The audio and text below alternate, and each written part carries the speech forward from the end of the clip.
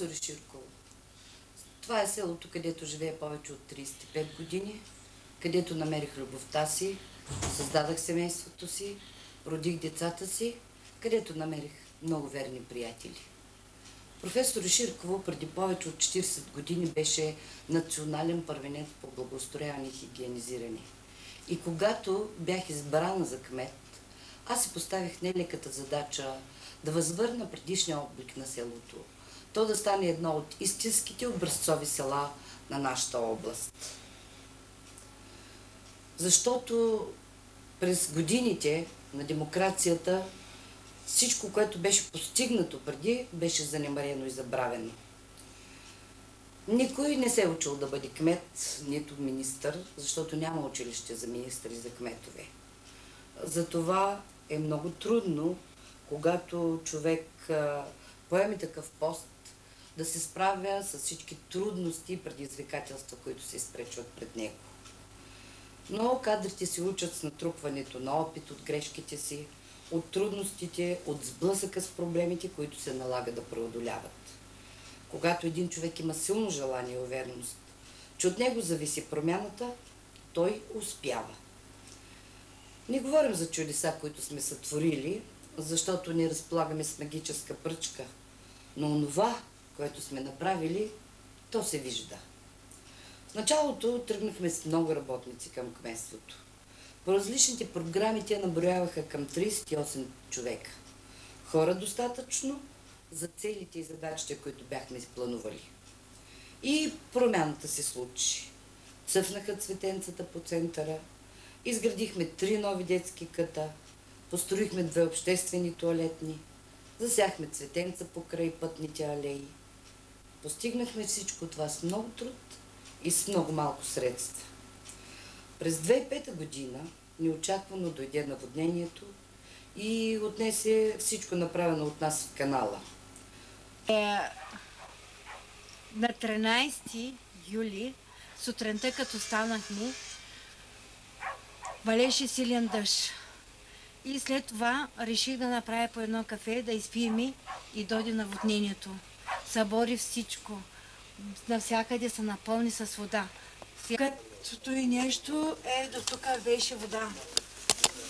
Ето и тук. Ето то се вижда откъде е водата. Ето. Тук мазата се напълни с вода. Тук тази стена се събори. Тук тухлите ги изхвърли отзад водата изцяло. Тук този прозорец, тази врата, всичко беше захвана силно да вали. Събра се вода много, събори се оградата, напълни се градината с вода, и до тук стената почна да влиза в стаите, мазата се напълни. Тогава наистина беше трудно. Наложи се, освен да възстановяваме почти напълно унищожената инфраструктура, а и да помагаме индивидуално на повече от 150 пострадали семейства, 5-6 от които бяха най-силно пострадали. С помощта на кметицата стигнахме до този ден. Нали, тя ни помогнаха ни там. Тя оправи да ни помогнат, нали, други фирми ли да кажа, как да го кажа, не знам. На кмета сме доволни от нея, че много ни помогна. Бяхме. Сега последиците от наводненията са забравени. Училището и читалището получиха нова ограда, нова визия.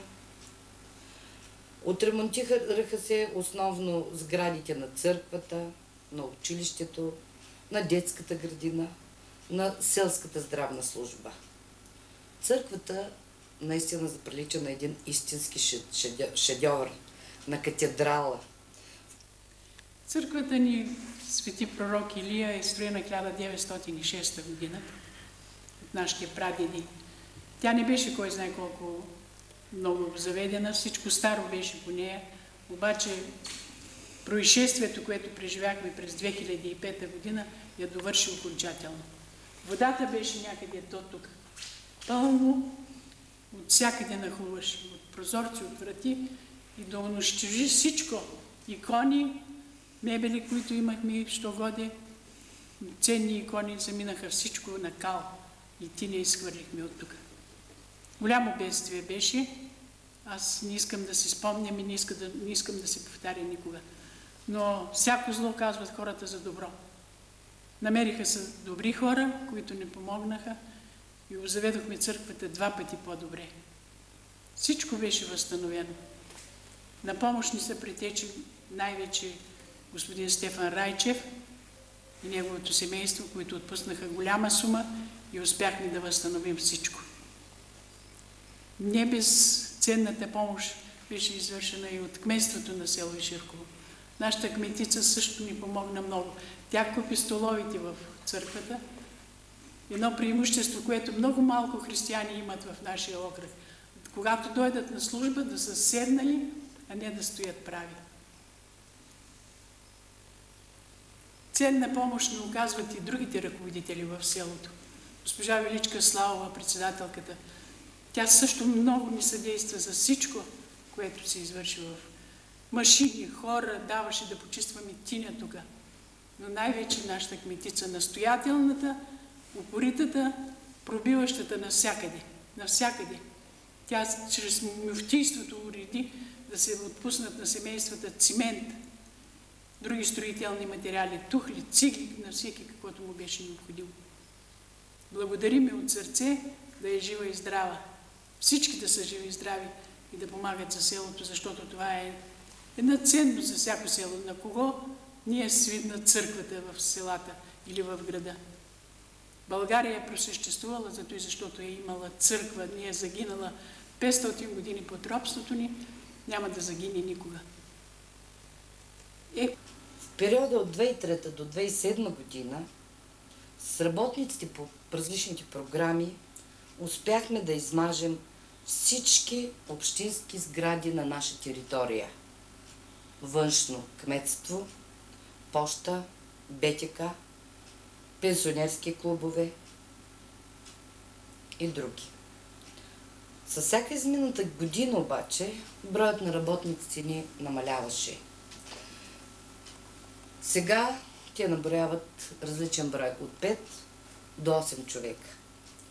Сами разбираме, че с толкова работници трудно могат да бъдат извършени различните и многообемни дейности, които ни се откриват. Добър отзвук сред населението получи подмяната на уличните кружки с нови, по-нискоенергийни. Селото ни заведнъж светна и хората останаха много доволни от тази нова придобивка.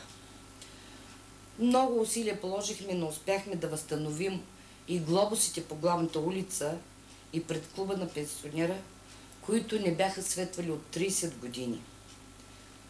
Първи в общината, нашето село, получи кабелна телевизия, а не след дълго беше вкаран и интернет в селото.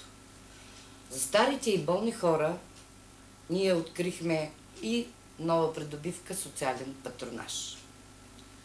Всички знаем, че живеем в една от най-бедните държави в Европа, че производството у нас замря, че кризата ни удари във всички области. Най-трудно е сега в селата, защото там никой не влага средства, а и няма откъде да се вземат. А особено, когато живеем в такава бедна община като нашата, е още по-трудно да се работи. Затова се опитваме да свършим всичко онова, което не изисква много средства, а само добри идеи и тяхното желание за осъществяване. Направихме чешмичката пред пощата, като не само изградихме нейното тяло по интересен начин, но и допълнихме интериора с цветя, кошници, автомобилни гуми и други такива атрактивни предмети. Изградихме 2 алпиниума, които са не само интересни, но и много красиви. В продължение на тези 2 мандата се опитваме да поддържаме в добър вид и да разнообразяваме парковете, които в нашето село са над 120 декара. Направихме и поставихме пейки, масички, кошчета, Напълно подменихме пътеката през Централния парк. Открихме и там детска площадка. Засяхме рози. Чрез спечелени 5 проекта по програмата за развитие на околната среда, възстановихме белокаменната чешма пред село Копа, като прокарахме вода на самотек чак от паметника на загиналите във войната.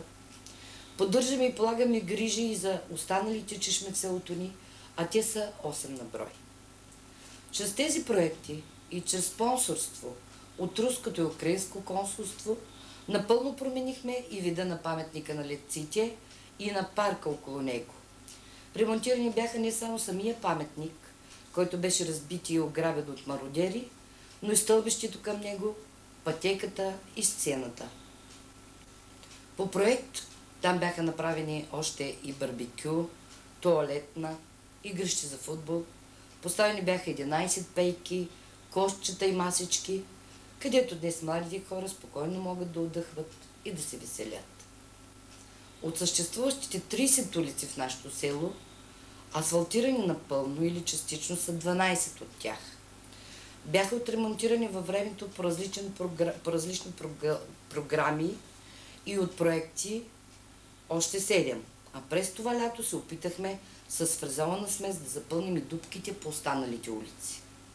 Напълно възстановени бяха и двата моста, отнесени от наводнението, а на всички останали мостове над канала подменени и боядисани бяха и парапетите. По повод тежките последствия от наводнението, по наше настояване беше изготвен проект за ремонт на целия отводнителен канал и направа на водно огледало на стойност 3,5 милиона. Но за съжаление и през тази година този проект беше отхвърлен за пореден път и за него все още не е намерено финансиране. Възстановихме радиоточките в селото. Възстановихме двата дома на покойника в двата гробищни парка – християнския и мюсюлманския. Ежегодно поне 2 пъти извършваме тяхното почистване. През последните 4 години направихме вътрешно измазване на пощата, на всичките стаи в пощата, на двата пенсионерски клуба, на селската здравна служба, кметството и на част от помещенията в целодневната детска градина. През есента на миналата година подновихме плочките на централния площад. Изградихме нова сцена, поставихме пано с емблематичните за селото ни картини. Открихме втори клуб на пенсионера-инвалида, на когото през тази есен подарихме ново, по-голямо помещение, маси и още столове. Чрез отдела за приватизация изградихме тази сцена в центъра на селото ни, където провеждаме тази година за 6-ти пореден път фолклорния събор и Ширково пее